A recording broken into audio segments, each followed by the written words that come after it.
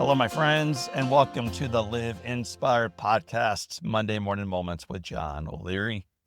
I record these so that you and I can begin our days and these weeks on fire with a burst of inspiration. This week is going to begin with two questions. You ready for them? I guess it's three now, huh? First question. What do you do when the weight of the world seems to fall directly on your shoulders? How do you show up when you are pulled in so many directions that it feels hard to do anything particularly well? Well, as I struggled with these questions in my own life, one person cruising past me showed not only how to turn around my outlook, but also revealed how to avoid the struggle in the first place moving forward. Let me tell you more about it.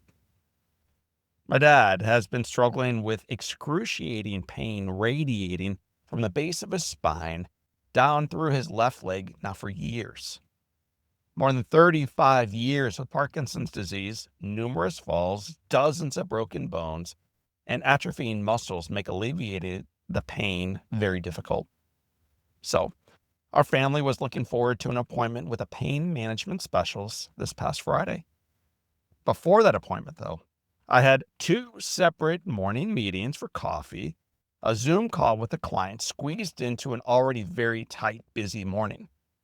Managing workflow at the office has always been a blend of exciting and challenging, but with several significant projects hitting at the same time. And let me give you a little bit of inside gossip here. Some big news coming very soon, my friends, on one of those projects. Stay tuned. Keeping everything and everyone moving forward can occasionally generate a little bit of stress in my life. I'm sure you can relate. Additionally, our family home was bustling last week with 4 teenage children all home at the same time for spring break. I'm sure they would have loved to have sneaked out for a quick family getaway, or at least get a little bit of quality one-on-one time with their dad, or at the very least, a few fun activities as a family. But due to work obligations and speaking events and board meetings and the race of it all, I was a little bit less involved last week at home than I'd normally be or like to be. Add to all of this the general unease many of us feel right now with financial markets, tariff implementations, governmental agency changes, the tragedy of intensifying global conflicts, and, well, the weight of it all felt almost suffocating to me on Friday. Wrapping the conference call a little bit late, I hurriedly grabbed my keys and then my bag and then ran out the door to pick my dad up for his medical appointment. And that's when she cut me off. That's when she gave me the wake-up call that I desperately needed.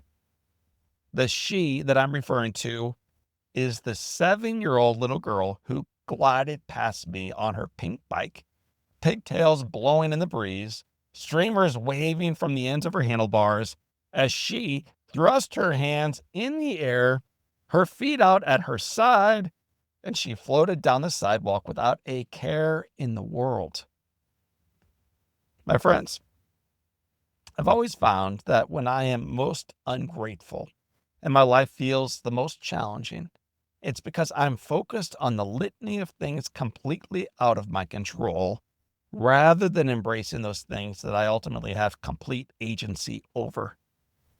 So today, as you race to your meetings, as you visit your doctor, as you get those kids out the door, or as you launch a plane off the ground, be intentional to slow down long enough to celebrate the good. In the midst of the storm that you may be facing, choose to recognize the blessings that remain all around you and within you already.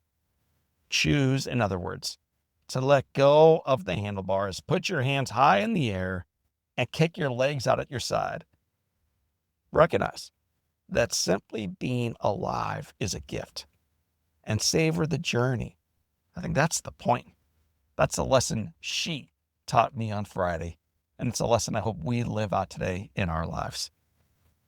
My friends, with my hands in the air, my legs out at my side, and a smile on my face, I want to thank you for being part of my journey today. I want to thank you for being part of our Live Inspired community. And I want to remind you of something I sometimes forget in the race. The foundation is firm. God is still God. The headwind may be real, but the best is yet to come.